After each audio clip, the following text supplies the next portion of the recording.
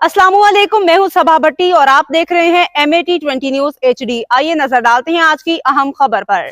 थाना सदर कमालिया के हदूद में ज़ना बिल जबर के होने वाले शर्मनाक वाक़े में मुलज़मान की ज़मानत बादस गिरफ्तारी को निपटा दिया गया है। एडिशनल सेशन जज कमालिया इसाक हाशर ने मुलज़मान सलमान वगैरह की ज़मानत बादस गिरफ्तारी Malik Abid Aslam advocate high court के मतलब दलाइल के बाद खारिज कर दी।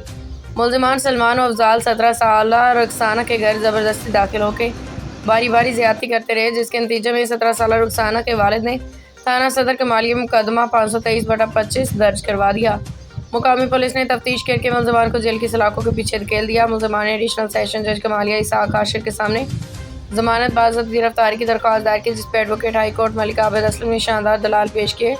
मुलज़मान घिनौना चेहरा अदालत के सामने पेश किया, जिसके नतीजे में एडिशनल सेशन जज कमालिया इसाक हाशर ने 376 तेपे जैसे संगीन जुर्म में मुलविस मुलज़मान के ज़मानतें खारिज